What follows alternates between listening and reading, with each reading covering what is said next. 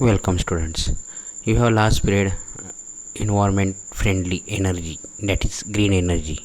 Now start a plant generation of the electric energy uh, for environment friendly, that is green energy. There start a topic hydroelectric energy. Hydro you can learn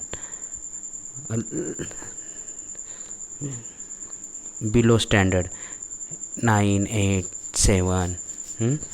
In this standard, hydro means water. Then learn about the hydroelectric energy. म्हणजे पाण्यापासून electricity कशी तयार होते त्याबद्दल आपल्याला ती जाणून घ्यायचं आहे. आता आपण बघा, फ्लश जो काही प्लांट होता, थर्मल एनर्जी किंवा न्यूक्लिअर एनर्जी हे नॅचरल गॅस, त्या ठिकाणी काय होत होतं, the use for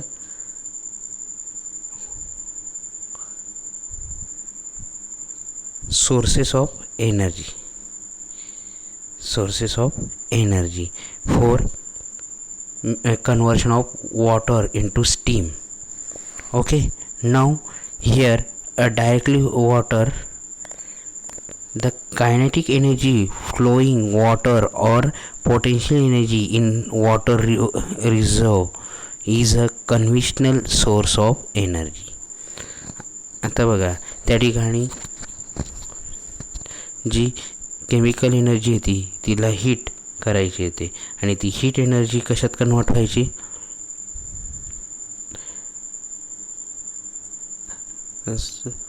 heat energy convert in a steam energy. Steam energy is a pressurise in a kinetic energy. Kinetic energy convert into electrical energy. तर ह्या ठिकाणी पण तसंच आहे. Kinetic energy is a flowing water, म्हणजे water जे flow होतं आहे one place to another place, तर ती कायनेटिक एनर्जी आहे. पण the potential energy in a water reserve, तुम्ही बऱ्याच ठिकाणी डॅम्स ऐकले असतील. आपल्या सगळ्यात जवळचं उदाहरण म्हणजे उकई डॅम. उकई डॅम ह्या ठिकाणी पाणी काय केलेलं आहे, स्टोअर करून ठेवलेलं आहे. आणि स्टोअर केलेलं जे काही वॉटर आहे ते potential energy. You can learn in a last year the second chapter, energy and work, that in this chapter the topic about kinetic energy and potential energy. The potential is the store energy at a state energy. This potential energy convert into kinetic energy and the conventional source of energy. Okay, in hydroelectric power plants, the potential energy in water store in a dam, कशात store करून ठेवलेलं आहे, तर dam, is converted into kinetic energy of a water. The in a dam water store, these are the potential energy and convert into kinetic energy of a water. Of the following, the first flowing in brought from the dam to the turbine at the bottom of the dam. आता हे जे काही आहे, डॅमचं storage water आहे आणि त्याला कमी जागेतून त्याला एका वेगाने, एका प्रेशरने ते पाणी सोडलं जातं आहे आणि ते कन्वर्ट कशात होतं आहे, potential energy convert to kinetic energy. The kinetic energy of flowing water derive the turbines. आणि ते काय करतं आहे, जेवढ्या जोरात फ्लो येतं आहे, जेवढ्या प्रेशरने ते पाणी येतं आहे, त्याच्यामुळे काय होतं आहे, टर्बाईन्स रोटेट करत आहेत. आणि टर्बाईन्स रोटेट केलीत म्हणजेच काय कन्वर्ट होणार आहे, the turbines in derive the generator to generate the electricity. आणि ते काय करणार आहे, इलेक्ट्रिसिटी जनरेट करणार आहे. The block diagram showing the different components of hydro electric power plant in show in the figure 5.15. Next page 54, you have seen the flow charts figure. हे flow चार्ट्समध्ये जे काही एक्सप्लेन केलेलं आहे त्याची फिगर तुम्हाला पाहायला भेटणार आहे. 5.15 जे काही कंपोनंट्स आहेत किंवा फ्लो चार्ट्समध्ये जे काही टॉपिक्स आहेत आणि त्याची फिगर तुम्हाला पाहायला भेटणार आहे नेक्स्ट पेजवरती. तर पहिले काय आहे फ्लो चार्ट्समध्ये दिलेलं ते समजून घेऊयात. तर water reserve with potential energy.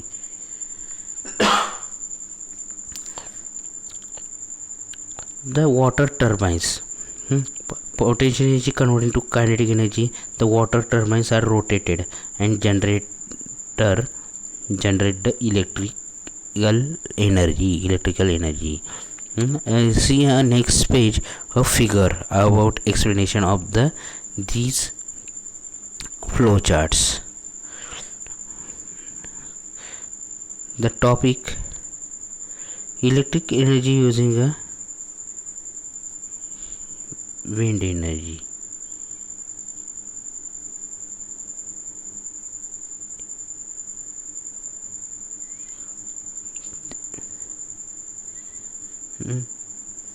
आता बघा या ठिकाणी तर potential energy in electrical generating using a wind energy हा पुढचा नेक्स्ट टॉपिक आहे, पण आपल्याला फिगर ती याच्या संदर्भातलीच आहे जी हायड्रो इलेक्ट्रिकल एनर्जीच्या संदर्भात आहे.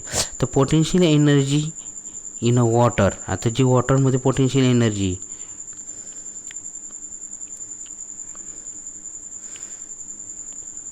हा जो काही विंड एनर्जी हा याच्या संदर्भात आहे तो हायड्रो इलेक्ट्रिकल एनर्जी पण ते प्रिंट मिस्टेक आहे त्या ठिकाणी. तर potential energy in water, the kinetic energy in flowing water. आता बघा या ठिकाणी potential energy in a water म्हणजे डॅममध्ये डॅम हे आपण उदाहरण घेताना घेत असतो की ते पोटेन्शियल एनर्जीचं आहे. तर मग आपल्याला ह्या ठिकाणी म्हणजे काही पोटेन्शियल एनर्जी हे आपण एक्सप्लेन म्हणजे समजून घेतली ह्या डेफिनेशन्स वगैरे. तर त्याच्यामध्ये आपण पाहिलं तर ते एक्झाम्पल म्हणून डॅमच घ्यायचो. तर डॅममध्ये जे स्टोअर केलेलं वॉटर आहे ते म्हणजेच काय पोटेन्शियल एनर्जी. तर मग या ठिकाणी पोटेन्शियल एनर्जीचा वापर केला जातो आणि potential energy convert into kinetic energy. तर मग ते कसं, तर kinetic energy in flowing water, potential energy store energy आणि water flow is a kinetic energy conversion. The energy cannot be create or not destroy, but one form to another form are transfer. तर त्याच पद्धतीने potential energy convert into kinetic energy bye flowing अ water. तर kinetic energy in turbines आणि तीच kinetic energy कोणाला त्यांनी transfer केलेली आहे तर टर्बाईन्सला. आणि turbines are rotate and form a electrical energy. तर ते कायनेटिक एनर्जी कशात कोणत्या फॉर्ममध्ये झाली तर इलेक्ट्रिकल एनर्जीमध्ये. तर बघा ह्या ठिकाणी फिगर तुम्ही पाहू शकतात, तुम्हाला लक्षात येईल. तर potential energy of water reserve here, dam here, water resource. आता आपल्याला सर्वांना दिसताना काय दिसतं आहे की ही मोठी वॉल असते आणि वॉलमध्ये काय असतं त्या ठिकाणी की त्या ठिकाणी पाण्याला बाहेर द्यायला पाहिजे व पाणी बाहेर जायला नको म्हणून त्या ठिकाणी मोठी वॉल बांधलेली असते. आणि त्या वॉलमुळे काय होतं, पाणी अडून राहतं. आता एवढं मोठं पाणी अडवल्यानंतर मग त्या पाण्याचा प्रेशर तर जास्त आहे, पूर्ण पाण्याचा प्रेशर जास्त आहे. मग त्या पाण्याला काय केलं जातं तर लहान जागेतून ते पाणी जातं. आणि लहान पाणी जर जात असेल त्याच्यामुळे काय होतं, त्याचा ते पाणी जास्त जोरात वाहतं आणि इतका प्रेशर असतो की त्याला या ठिकाणी टर्बाईन्स रोटेट होतात. आता बघा वॉटर, आता ए प्लेस आहे, बी प्लेस आहे, सी प्लेस आहे. पाण्याच्या 3 लेवल्स दाखवल्या आहेत. अप्पर लेवल आहे, मिडल आणि ही लोअर लेवल आहे. आता बघा या ठिकाणी पण त्यांनी बघा ही जी काही कायनेटिक एनर्जी दाखवलेली, potential energy convert into kinetic energy by the penstock आणि ह्या स्लाइस गेट, हे स्लाइसिंग गेट आहे. म्हणजेच जसं पाणी किती सोडायचं, किती कमी जास्त सोडायचं त्याचं स्लाइसिंग गेट्स आहे. आणि हे पेनस्टॉक म्हणजे छोट्या जागेतून पाणी प्रेशरने बाहेर पडावं म्हणून तर त्या ठिकाणी उद्दिष्ट आहे. तर ह्या ठिकाणी आपल्याला ते पाहता येईल की ह्या ठिकाणी ए प्लेसला का बरं नाही ठेवलेला आहे तो पाईप, किंवा सी प्लेसला का बरं ठेवला, फक्त बी प्लेसलाच का बरं ठेवला आहे. तर याचं एक्झाम्पल म्हणजेच तुम्ही प्रेशर ह्या चॅप्टरमध्ये इन स्टँडर्ड 8 त्याच्यामध्ये पाहिलं असेल की एक बॉटल असते आणि त्या बॉटलमधून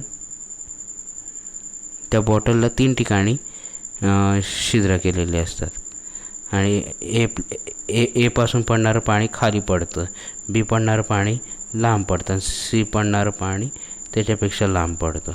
म्हणजे हे पाणी असं का पडतं, तर ही वॉटरची लेव्हल असते, वॉटर लेव्हलची असते. तर एवरती अप्पर साईड आहे, हा बघा ह्या ठिकाणी अप्पर साईड आहे तर प्रेशर कमी असतं, त्याच्यामुळे ते काय जवळच पडतं आहे. सीवरती प्रेशर जास्त असतं. या ठिकाणी ही लेवल सी आहे, ही बी लेवल आहे आणि ह्या ठिकाणी ए लेवल आहे. तर याचे प्रेशर जास्त आहे त्याच्या सीवरती, म्हणून ते काय होतं लांब पडतं आहे. आणि बीवरती कसं आहे मिडल आहे, हे मिडल पोझिशन आहे बीवरची मिडल पोझिशन आहे. आणि ह्याच्यामुळे काय होतं वॉटर हे मधल्या स्वरूपाचं आहे. म्हणजे सीवरती जास्त काय म्हणतात त्याला प्रेशर कमी झालं की ते काय होईल, फ्लो जो काय असेल तो कमी होऊन जाईल. एचा प्रेशर चांगला पडेल पण तो किती कमी करता, कारण की वरचं प्रेशर त्याचं म्हणजे वरची लेवल लवकर संपणार आहे. पण बी ही कशी आहे मिडल लेवल, म्हणजे बऱ्याच वेळेपर्यंत त्याच्यावरती काय राहणार आहे प्रेशर कंटिन्यू राहणार आहे. सीवरती राहील पण सीला कसं होईल, हा खालून वरती आहे तर पाणी जोपर्यंत प्रेशर आहे तोपर्यंत ते काय येईल फ्लो होईल. पण आता प्रेशर जसं जसं कमी होईल त्या ठिकाणी तर तो काय होईल फ्लो होणं बंद होऊन जाईल. पण बी काय बी हे वरच्या पोझिशनला पण आहे आणि फ्लो पण कंटिन्यू चालू राहील आणि त्याच्यावरती बऱ्याच कालावधीपर्यंत काय राहील, बऱ्याच कालावधीपर्यंत त्याच्यावरती प्रेशर राहील. मग अशा ज्या काही गोष्टी आहेत त्या ठिकाणी त्यांनी घेतलेल्या आहेत. आता बघा ह्या ठिकाणी जे काही बीकडनं येणारं जे काही वॉटर आहे, या ठिकाणी बीकडून येणारं जे काही वॉटर आहे त्याच्यामुळे टर्बाईन्स रोटेट होत आहे आणि टर्बाईन्स रोटेट झालेत तर ते काय करतात kinetic energy convert into electrical energy आणि त्याच्या पॉवर हाऊसमध्ये सिटी तयार होते आणि इलेक्ट्रिसिटी काय करते ती डिस्ट्रीब्यूट केली जाते. मग आता ही जी काय schematic of diagram of hydro electric power plants, त्याचं हे त्या ठिकाणी प्लांट्स घेतलेलं आहे. तर बघा या ठिकाणी तर the schematic hydro electric power is shown in a figure 5.17. Water from the about middle of the total height of the dam is taken to be turbines as shown in figure point B in the diagram. आपण हा पाहिला. आता बघा या ठिकाणी आता तुम्हाला use your brain power, मग या ठिकाणी प्रश्न विचारलेला आहे. तर पहिला क्वेश्चन काय त्याचं उत्तर लिहून पाठवायचं आहे तुम्हाला. With reference to point B the potential energy of how much water is in the dam will be convert in to the kinetic energy. B पॉईंटलाच पोटेन्शियल एनर्जीचं जे काही आहे वॉटर रिव्हर जो ते dam is converted in to the kinetic energy आणि त्या डॅममधलंच जे काही पोटेन्शियल एनर्जी ती कन्वर्ट कायनेटिक एनर्जी बी पॉईंटलाच का बरं घेतलं आहे. Second, what will be the effect of the electric generation if the channel taking a water to turbine start at point एला जर स्टार्ट केलं तर काय होऊ शकतं इलेक्ट्रिक एनर्जीच्या बाबतीत. तिसरा, what will the effect of the electric energy generation if the channel taking water to the turbine start at point C. जर सीला स्टार्ट केलं तर काय होईल, यांची तिघांची उत्तर लिहून आपल्याला पाठवायची आहेत. आता बघा ह्या ठिकाणी आणि महत्त्वाचं, since no fuel in burn in hydro electric plant. आता इथं कोणत्याही प्रकारचं फ्युएल म्हणून, जसं फ्युएल म्हणून काय म्हणतात त्याला, कोल होतं, न्यूक्लिअर पॉवर होतं, आणि नंतर नॅचरल गॅस होतं. असं कोणतंही फ्युएल या ठिकाणी वापरलेलं नाही आहे. म्हणजे कोणत्याही हायड्रो इलेक्ट्रिक प्लांटमध्ये कोणतंही एअर पोल्युशन या ठिकाणी झालेलं नाही, किंवा combustion of the fuel result, कोणत्याही प्रकारचं कंबक्शन या ठिकाणी झालेलं नाही आहे. However the consideration the issue the like force migration of large community. फक्त या ठिकाणी महत्त्वाचं काय इश्यू आहे की ज्या ठिकाणी बॅक वॉटर जे असतं, डॅममधलं जे काही पाणी असतं, जे आपण स्टोअर करून ठेवलेलं आहे, त्याच्यामुळे काय होतं, तर बऱ्याच अंतरापर्यंत ते पाणी राहतं. आणि त्याच्या फक्त काय होतं, migration of the large community, म्हणजे लोकांची स्थलांतरं होतात, घरांची स्थलांतरं. आपल्या इथलची उदाहरणं आहेत बघा, आपल्या तळोद्याजवळ रोजवा पुनर्वसन, नर्मदा सरोवर पुनर्वसन 1, 2, 3, 4 अशी नावं आहेत. रोजवा पुनर्वसनची 1, 2, 3, 4 नावं आहेत. अशी बरीच उदाहरणं आहेत. त्याच्यामुळे ती लोकं कुठे आहेत, सरदार सरोवर ज्यावेळेस प्रकल्प तयार झाला, ती लोकं तिथून उठली आणि इकडे येऊन राहिली. आता आपल्याकडे बहुरूपाची विद्यार्थी आहेत. तर जुनं बहुरूप जे आहेत ते नदी काठी होतं, पण त्या ठिकाणी नदीचं पाणी इकडं बॅकवॉटर यायला लागलं, त्याच्यामध्ये नवीन बहुरूप त्या ठिकाणी तयार झालेलं आहे. अशी बरीच उदाहरणं तुम्हाला पाहता येतील. त्याच पद्धतीने migrating of a forest and fertile lands, आणि त्याच्यात काय जातं, मग त्या ठिकाणी लोकांना काय दिलं जातं, जागा दिली जाते, किंवा जे काही नदी त्या बॅकवॉटरमध्ये जंगलं जातात, म्हणजे उपजाऊ जमीन जाते, म्हणजे शेती करण्याची जमीन जाते. मग त्या लोकांना त्यांची जमीन वगैरे पण त्या ठिकाणी दिली जात असते.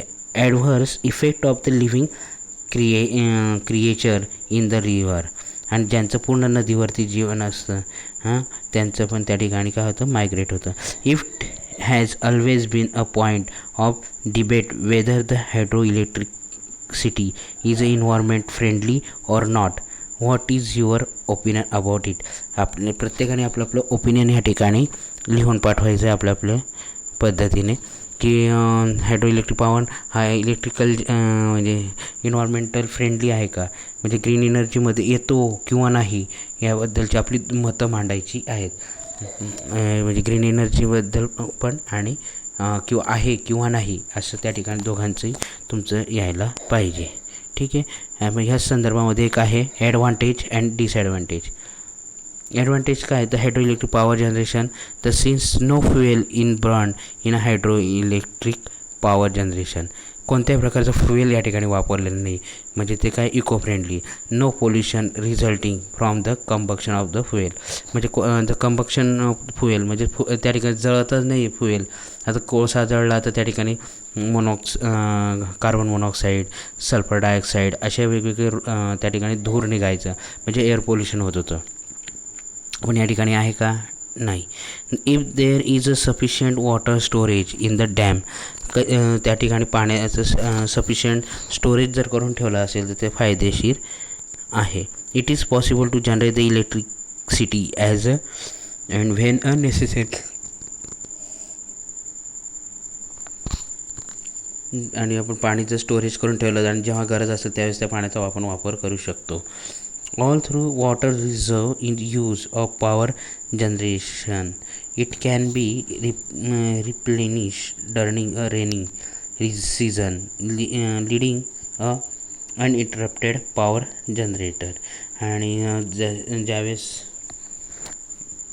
रेनी सीझनमध्ये त्याचा आपण त्या ठिकाणी वापर करू शकतो, म्हणजे कमी करू शकतो, किंवा त्याचा ज्यावेळेस पाऊस झाला नसेल तर त्याच पाण्याचा आपल्याला वापर होऊ शकतो.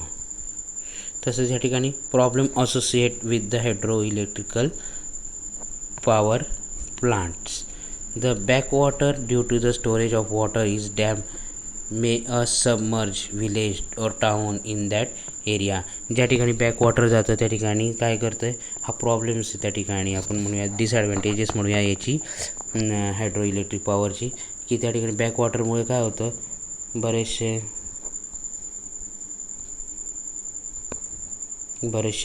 त्या ठिकाणी गावं, शहरं नंतर म्हणजे काय म्हणतात त्याला, शेती करणारी जमीन, जंगलं ते पाण्याखाली जात असतात. This lead of problems of the rehabilitations of the displace population, आणि त्या ठिकाणी जागा बदलावी लागते राहणाऱ्या लोकांची.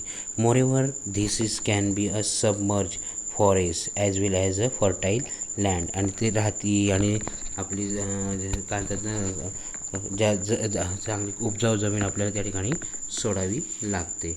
The observe of the flow of river water may have the adverse effect of the living world in the river. आणि जे नदीवरती जगणारी काही आहेत कुटुंब किंवा जग, तर समजा किंवा त्या काय म्हणतात पाऊसच झाला नाही तर रिव्हरमध्ये पाणी झालं नाही, तर अशा काही बरेचशा काही वेगवेगळे प्रॉब्लेम्स आपण या ठिकाणी डिस्कस करू शकतो. आणि त्याच्यामुळे इलेक्ट्रिक जनरेटर हे ग्रीन एनर्जी आहे, इन्व्हायरमेंट फ्रेंडली आहे किंवा नाही, अशा गोष्टी आपण या ठिकाणी मांडायच्या आहेत. Okay, good day, good bye. बाकीचं आपण पुढच्या टॉपिकमध्ये पाहणार आहोत. Okay, good day.